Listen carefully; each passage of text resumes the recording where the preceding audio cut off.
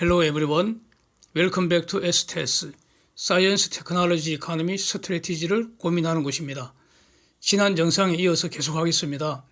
인플레이션이라는 경제 현상 또는 경제적 사실관계죠. 여기에 대응해서 금융정책이 완화해서 긴축으로 변했습니다. 정당하다고 생각하고요. 미국이 기준금리 올리고 6월부터 양적 긴축을 실시한 결과로서 단기금리 비교적 더 크게 올랐고 장기금리도 인플레이션 반영해서 다 올랐습니다. 미국의 양적 완화로 전 세계로 흘러들었던 달러가 이제는 거꾸로 다시 미국으로 회귀를 해야만 합니다. 그래서 한편으로는 미국 금리가 오르니까 달러 강세 나타나고요. 이거는 다른 조건이 동일하면은 금리하고 그 돈의 가치는 환율이 여기관계 있죠. 금리와 환율이 여기관계 있고. 그래서 다시 말하면 다른 조건이 동일하면은 금리와 통화의 가치는 또 정의 관계에 있죠. 그렇습니다. 다른 한편으로는 글로벌 자금이 미국으로 들어가니까 달러 수요 증가하니까 또 달러 강세 보이고 이렇게 두 가지 설명이 됩니다. 원화 가치는 따라서 원화 가치는 달러에 대해 약세가 될 수밖에 없고요. 이건 뭐 자동적이죠. 그래서 원 달러 환율은 올라갈 수밖에 없는 것입니다. 한국도 금리를 올리지만 미국과의 금리 격차가 줄어든다. 이거는 상대적으로 한국의 금리 인하와 같습니다. 그래서 추가 환율 상승 요인이 되고 한국은 금년 들어서 수출 증가세 둔화되고 환율 효과로 수입 물가 올라서 무역 적자 지속되고 있기 때문에 이것은 한국 외환시장에서 달러 공급 감소 요인이 되니까 또다시 환율 상승 요인이 되고요.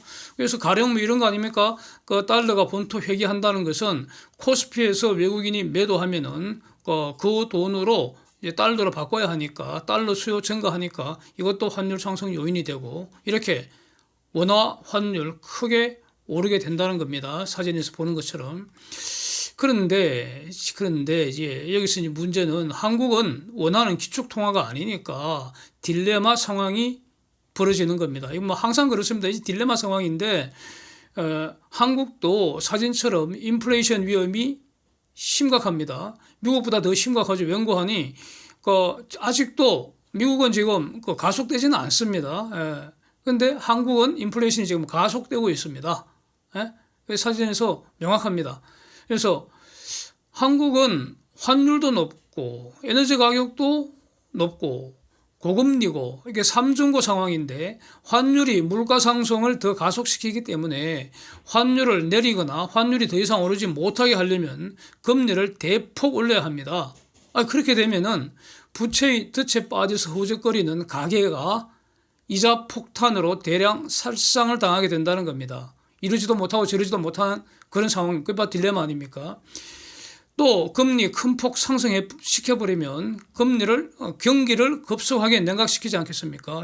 그래서 이것도 선택할 수 없고, 그래서 결국 한국도 이제 빅스텝 금리 인상 뭐 한두 번 하겠지만 미국처럼 선제적으로 과감하게 이렇게 할 수는 없을 것으로, 한계가 있을 것으로 보이고요.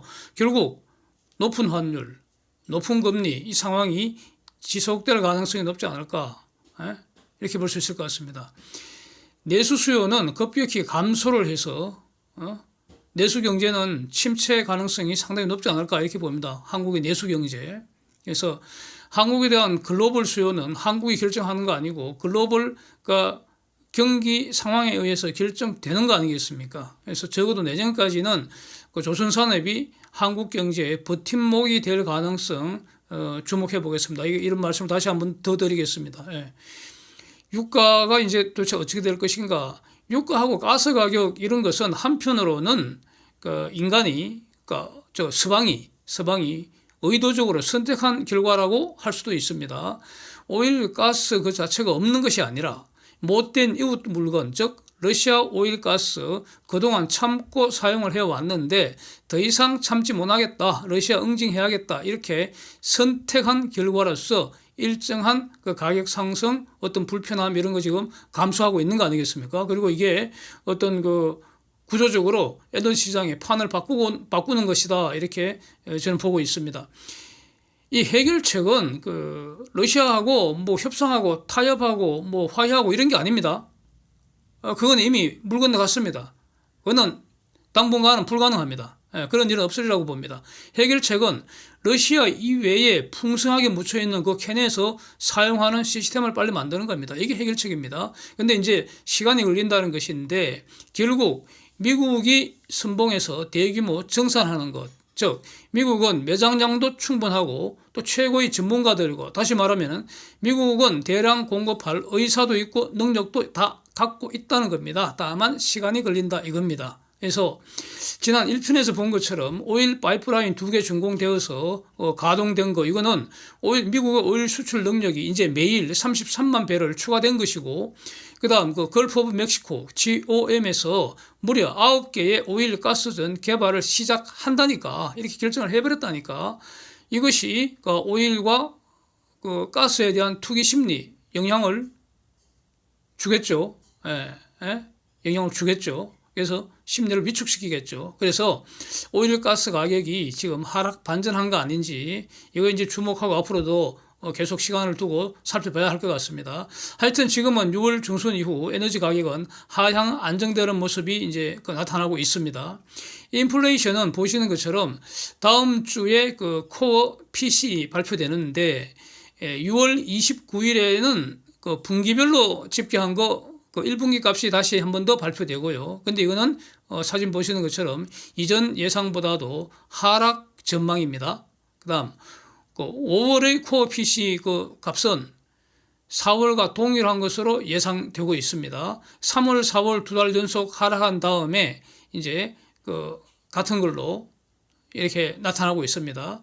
그래서 저걸 보면은 미국 인플레이션 여전히 위협적이지만 더 가속되는 건 아니다. 그래서 저렇게 있다가 유가 등이 더 하향 안정되면은 결국 인플레이션 그래프 우하향 이어질 가능성이 높은 거 아니냐.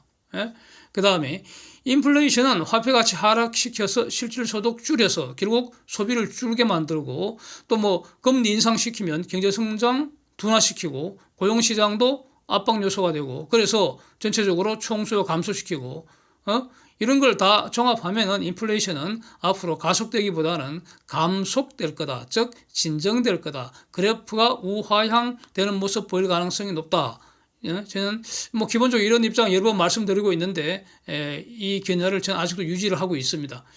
금리 관련해서는요, 미국 10년물 국채 수익률 최근 한 달간 피크아웃 되는 거 분명하죠, 그래프에서. 그래서 오르는 것 같지만 급등해버릴 것 같지만 높은 수준에서 오래 머물지를 못하고 흘러내리고 있습니다.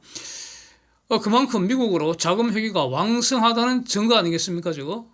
그래서 국채 수익률 곡선을 보면은 일드 커브 보시면 한 달 전보다 올라 있지만 그 모습 패턴은 아주 양호합니다. 아직은 경기 침체 시그널은 전혀 나타나지 않고 있습니다.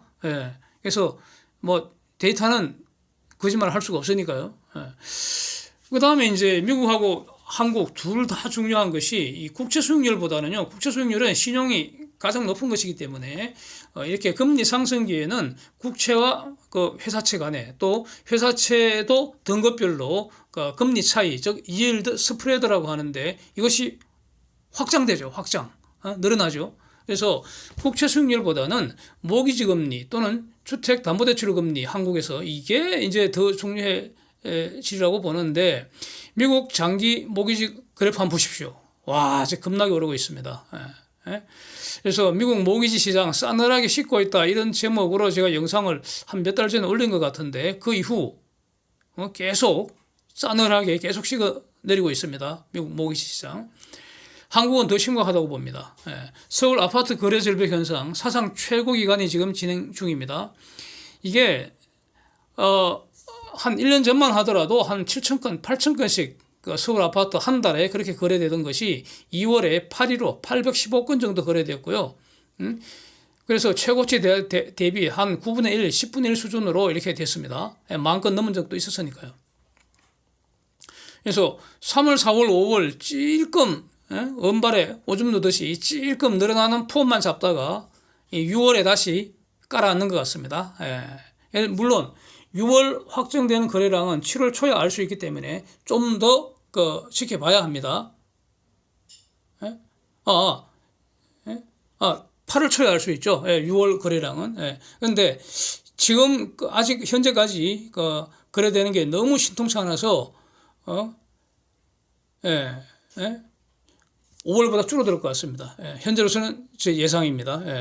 그래서 이걸 이제 간단하게 산수를 해보면은 만약에 서울 아파트 거래 1000건 줄어들 때마다 만약에 그 아파트 평균 거래 가격을 15억 잡으면 매월 1.5조 원 돈이 돌지를 않고 잠겨버리게 되죠.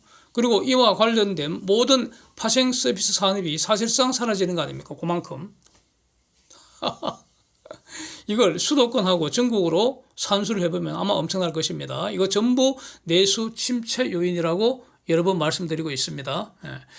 그래도 이제 다행인 것은 금년 들어서 대출 잔액이 더 늘지를 않고 찔끔이라도 감소하는 모습을 볼 수 있다는 거. 이걸 저는 개인들 입장에서는 이거 대출 줄이는 거 매우 중요하다고 보는 입장인데, 그런데 지금 은행은 정반대로 가죠. 대출을 늘리려고 사진 보시는 것처럼 정말로 지금 눈에 불을 켜고 미쳐서 돌아가고 있는 것 같습니다. 지금. 마이너스 통장, 그러니까 마통 한도를 한 서너 배 늘린 게 한 몇 달 전인데, 이제는 신용대출 한도를 연봉이 2배까지 이제 늘려준답니다. 좋습니까? 좋은 거 아닙니다. 그래서 하여튼 애초에 신용대출 한도를 연봉 범위로 설정한 것 자체가 아무런 이론적 근거가 없고 그냥 주먹구구로 그렇게 결정했다는 거 아니겠습니까? 그런 반정이죠. 그런데 한편으로는 이게 신용대출 이렇게 대출을 팍팍 은행이 저렇게 대출을 팍팍 늘리고 있다는 그건 한편으로는 은행업이 제2금융권 가령 저축은행 같은데 이런 데 대한 무제한 전면 선전포고한 겁니다. 저거. 그렇죠?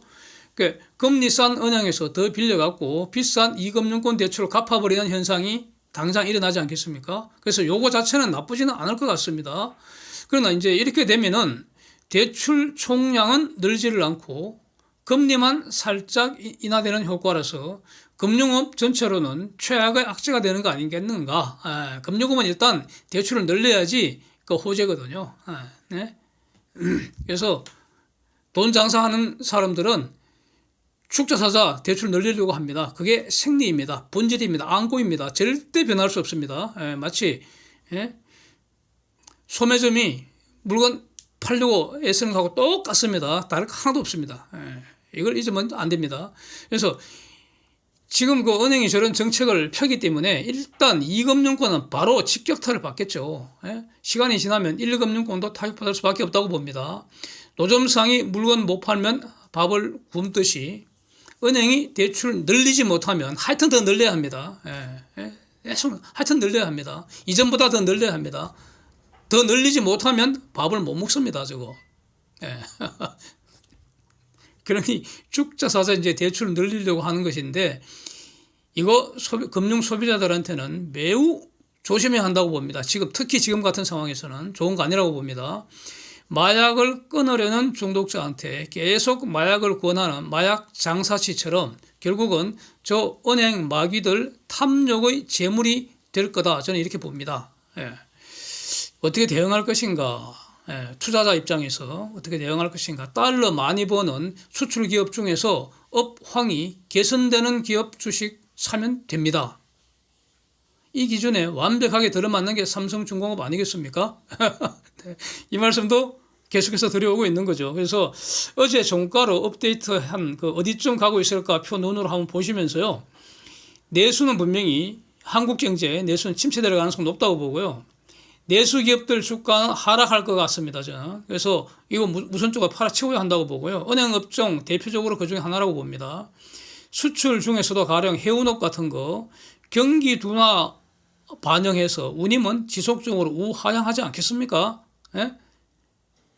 그런데 탄소 전쟁의 대상으로 해운업이 지금 바로 직격탄을 맞기 때문에 친환경 선박에 대한 대규모 자본 지출 지금 기다리고 있습니다. 즉 해운업은 앞으로 수익은 줄고 비용은 늘어나는 이 비즈 모델입니다. 그래서 해운업 잔치는 끝났다. 이 영상을 지난 연초에 올렸던 것입니다. 이는 아직도 저는 유효하다고 보고 있습니다. 또 포스코 같은 경우 수출하는 것 같지만 제품 가격이 지금 폭락세이기 때문에 앞으로 힘들지 않겠습니까? 답은 주가가 미리 말해주고 있다고 봅니다. 예. 이제 앞으로 코스피 방향성을 한번 더듬어 볼 때 여기서 이제 참고할 만한 것, 주목할 만한 것이 9월물 선물 옵션 외국인들 포지션이라고 봅니다. 9월물 선물 순매수로 어제 돌아섰습니다. 3,876억 원 순매수이고요. 물론 누적 포지션이죠, 이거. 9월물 시작된 게 지금 6월 10일 아닙니까? 지금 6월 24일입니다. 2주 만에 어제 처음으로 순매수 포지션입니다. 선물. 7월물 옵션을 보면 콜 매수 264억 원, 풋 매도 250억 원, 즉 옵션 시장에서 합성 선물 매수 상태입니다. 아주 강력한 파생 포지션, 롱 포지션입니다. 현물은 지금 3.9조 원 순매도 상태인데 문제는 순매도한 것보다도 외국인들이 지금 현물을 갖고 있는 게 얼마나 많습니까? 거기에 비하면 제가 아무것도 아니잖아요. 그러니까 여기서 올려버리면은 이미 갖고 있는 포지션에서 평가 이익이 늘어날 것이고, 그 다음에 지금 3.9조 원 순 매도한 거는 매도 가격보다는 지금 하락해 있을 거 아닙니까? 그래서 저거 한 방에 뒤집을 수 있는 거 아닙니까? 한 방에 뒤집을 수 있죠. 저런 거 많이 봤잖아요. 선수들은 아무것도 아니잖아. 현물은 지금 매도분 가격이 하락해 있을 테니까 다시 매수하면 더 많이 수량 늘릴 수 있고요. 지수가 올라가니까 파생해서 선물하고 옵션에서 모조리 대규모 이익 실현 가능한 그런 구조입니다. 아주 지금 겁나는 패입니다. 저 외국인 패가. 그렇게 보입니다. 이전에 그래서 이전에 말씀드린 것처럼 여전히 7월 옵션 만기 지수는 지금보다 상당히 올라가 있을 것 같다. 여기에 저는 베팅을 하겠습니다. Thanks for watching. See you next.